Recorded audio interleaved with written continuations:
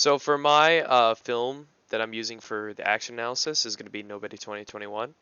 It's a plot about a father that gets a home burglarized because of a break-in, and he goes out eventually to beat up the people that did it to him, and then he regrets before doing it, and then when on a bus ride back to home, he beats up a bunch of a small group of friends, and turns out that one of the people in the group is actually the little brother of a big time mafia boss. So the director is Ilya Naschiller. He was born November 19th, 1983, raised in Moscow, Russia. He went to New York University Tisch School of Art.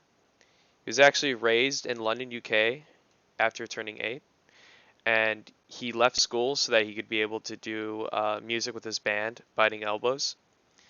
Then, when he was making a music video, he did a POV music video, and it got 150 million views. And he used the skills that he got from his college to do it.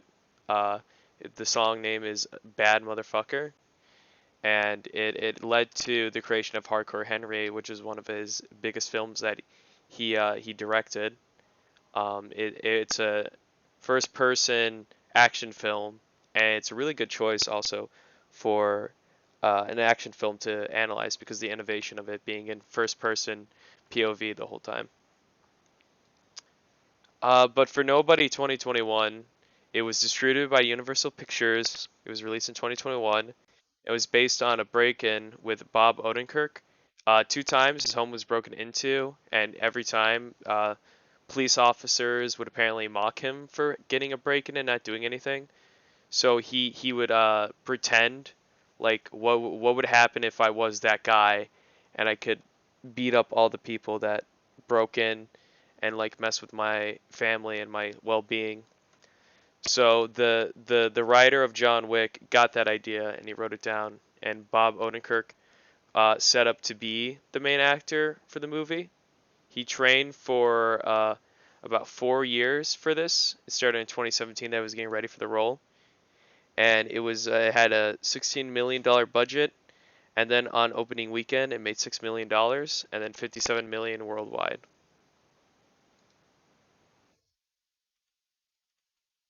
Let's do the trailer.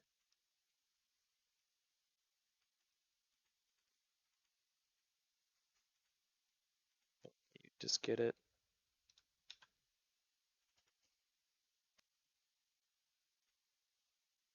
Let's do that then.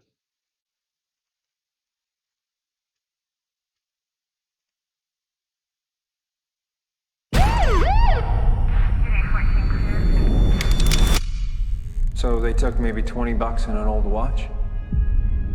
Mr. Madsen, did you even take a swing? No. Could have taken her, Dad. Heard you had some excitement last night. I wish they'd have picked my place, you know? Why didn't you take him out? I was just trying to keep the damage to a minimum.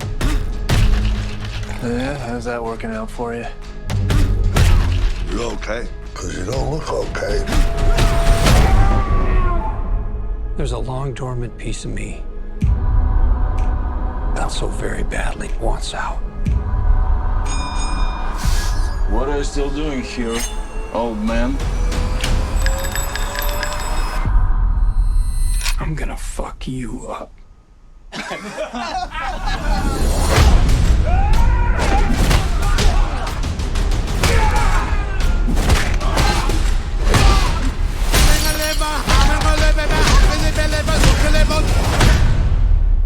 It's been a hell of a day. You can see that. For 12 years, I worked for some very dangerous people. Everybody get to the basement. What is happening? Don't call 911. I used to be what they call an auditor. The last guy anyone wants to see at their door. Because it meant you didn't have long to live. but I left it behind to start a family. I might have overcorrected. When you left, you abandoned a certain debt that needs repayment. And your creditor is aware of your resurrection.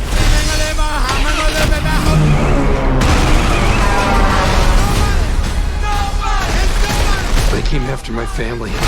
They stole my kitty cat bracelet. And you don't fucking do that! Give me the goddamn kitty cat bracelet! You look like shit, Dad. You should see the other guys.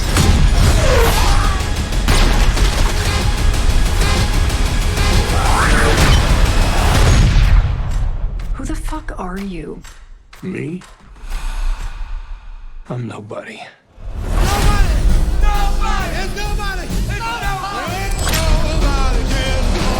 In theaters only February 26th. Yeah, so that's a good trailer. It shows a little bit of the next part we'll be talking about. We'll be talking about the close quarter combat with the bus scene. For the bus scene in the movie, there was pre-visualization done on practice for the set. Everything had to be choreographed based on how the bus is going to be, and because of the size and limits. So everything in the shot is tight, but nobody in the performance was actually injured, and different parts of the bus were prepared in case for hitting down. Like the seats can come down, and that some of the poles in the back are actually fake. One part of that is styrofoam for Bob Odenkirk to grab, and that one of the stunt coordinators actually plays an actor who goes against Bob Odenkirk. That would be Greg Rementer. He worked on Bullet Train, Black Adam as assistant director, stunt coordinator, assistant director on Nobody, stuntman on Avengers Infinity War and Avengers Endgame, and he helped pre-visualize the bus scene as mentioned before. He was Nuschler's go-to man for creating stunts for Nobody and helping pre-visualize and study the bus to create the bus scenes. Helped do a lot more stunts throughout the movie, like in the fights in the factory scene, because all the traps that were using it, they had to do proper way to set it up so that none of the traps would injure any of the actors and that were playing the Russian mafia. All right, I hope you liked it.